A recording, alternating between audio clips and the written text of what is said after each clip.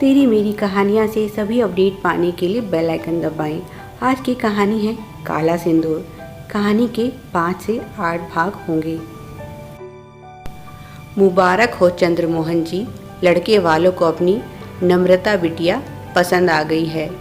आप तो बस अब शादी की तैयारियां कीजिए।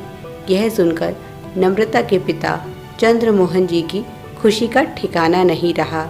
उन्होंने अपनी पत्नी मीरा को आवाज़ लगाते हुए कहा, अरे सुनती हो, कहाँ हो, जल्दी इधर आओ।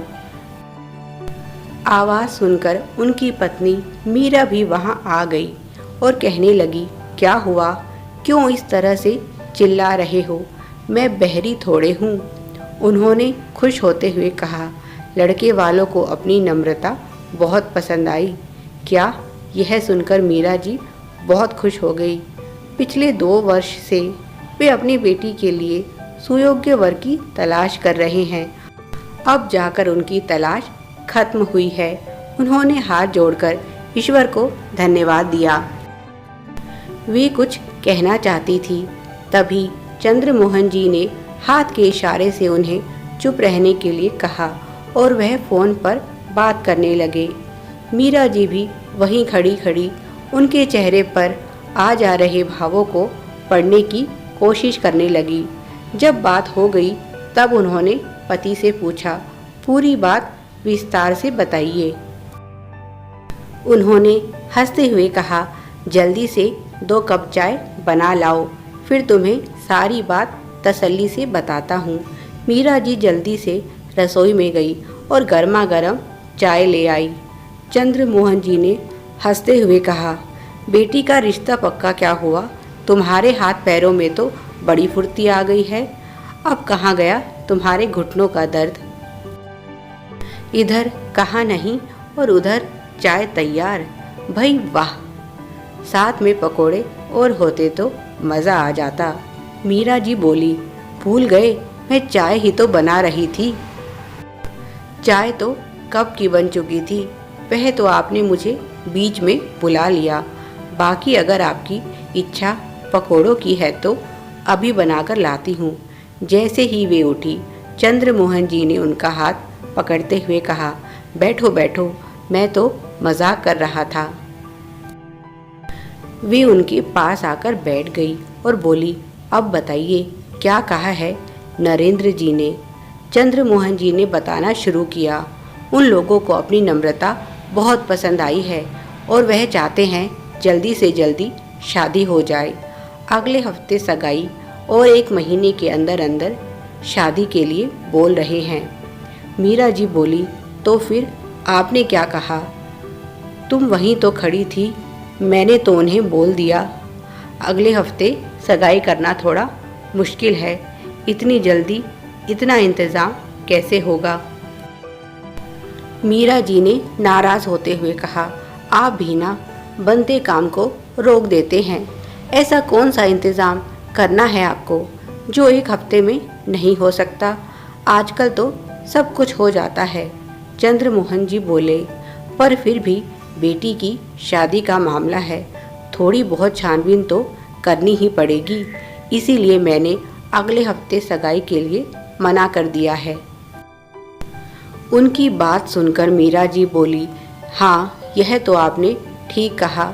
हमें लड़के वालों के बारे में ज़्यादा जानकारी नहीं है, बस इतना ही तो जानते हैं कि लड़का डॉक्टर है। उसकी माता पिता और बाकी परिवार के बारे में हमें कुछ नहीं पता। चंद्रमोहन जी बोले, यही तो मैं सोच रहा हूँ। लड़का डॉक्टर है, उसकी शादी तो किसी भी डॉक्टरनी से आसानी से हो जाएगी। फिर उसने हमारी नम्रता को ही क्यों पसंद किया? अच्छा होगा कि आगे बढ़ने से पहले हम लड़के और उसके परिवार के बारे में सही से छानबीन कर ले। मीरा जी ने उनकी बात पर सहमति जताई। चंद्रमोहन जी सुबह शाम पार्क में टहलने जाते हैं।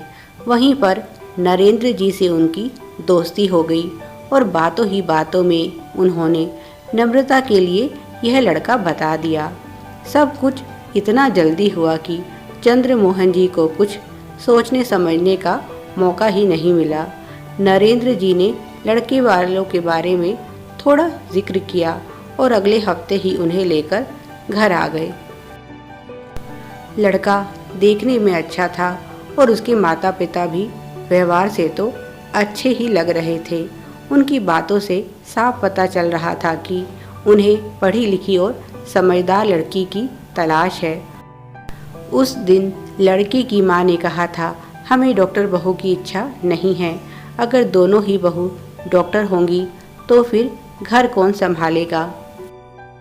उन्होंने बताया था कि उनका बड़ा बेटा और बहू दोनों ही डॉक्टर है और यह उनका छोटा बेटा है। बड़ी बहू डॉक्टर है, इसीलिए उसे घर के लिए बहुत कम समय मिलता है। इसीलिए अब वे यही चाहते हैं कि उनकी दूसरी बहू ऐसी हो जो घर और बाहर दोनों की जिम्मेदारी संभाल सके। शहर में उनका अपना हॉस्पिटल है। लड़के के पिता भी डॉक्टर हैं और माता गृहिणी। शायद इसीलिए उन्हें नम्रता इतनी पसंद आई, क्योंकि नम्रता कॉलेज में प्रोफेसर है। चंद्रमोहन जी भी कोई मामूली व्यक्ति नहीं हैं।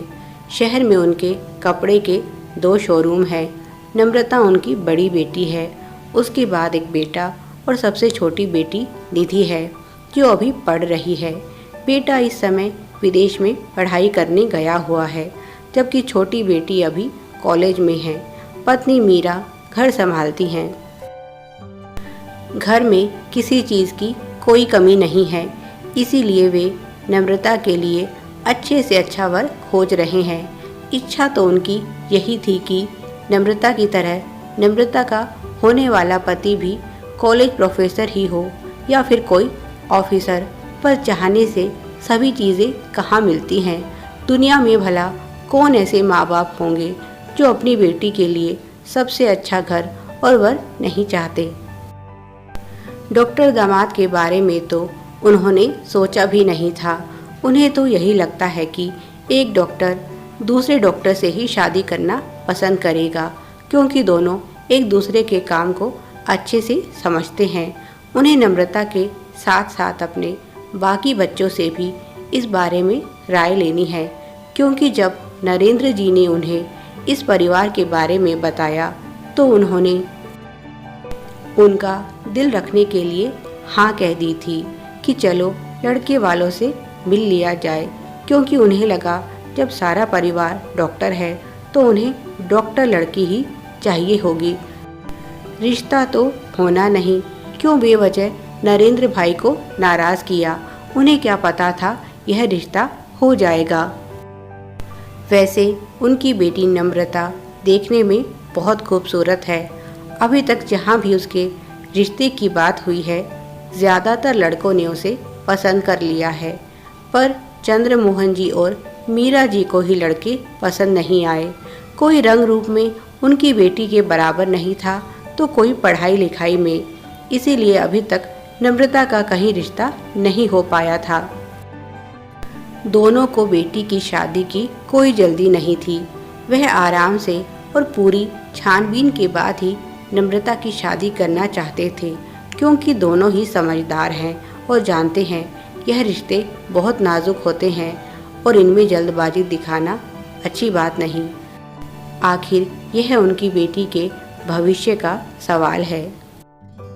पर साहिल और उसका परिवार उन्हें पहली नज़र में ही भा गया। ऊपर से साहिल डॉक्टर था। परिवार की सादगी उन्हें सबसे ज़्यादा पसंद आई। उनमें किसी भी तरह का कोई अभिमान नहीं था। नहीं तो अभी तक उनके यहाँ जो भी लड़के वाले आए हैं बस अपने बेटों के गुणगान करते रहते, और महिलाएं तो खास तौर से गहनों से लदी होती थी। कभी कभी चंद्रमोहन जी सोचते यह लोग लड़की देखने आए हैं या अपने गहनों का प्रदर्शन करने, पर यह लोग बहुत अलग थे। साहिल की माता की सादगी देखकर तो दोनों पति पत्नी हैरान थे। सिंपल कॉटन की साड़ी और हल्की ज्वेलरी उन पर बहुत जच रही थी। वे बिना वजह की ताम झाम करके नहीं आई थी। उनकी नम्रता भी बिल्कुल ऐसी ही है। उसे भी बाहरी दिखावा पसंद नहीं। ना तो वह बेकार की बातें करती है और ना फालतू का दिखावा। साहिल भी उन्हें ऐसा ही लगा जैसा नरेंद्र जी ने उनके बारे में बताया था, वे लोग वैसे ही निकले। पर फिर भी चंद्र मोहन जी अपनी तरफ से पूरी तसल्ली कर लेना चाहते हैं, इसीलिए उन्होंने साहिल के हॉस्पिटल और घर परिवार के बारे में अपने स्तर पर भी जांच पड़ताल करना उचित समझा, क्योंकि सिर्फ देखकर या एक बार की मुलाकात के बाद ही आप किसी के बारे में सब कुछ कैसे जान सकते हैं।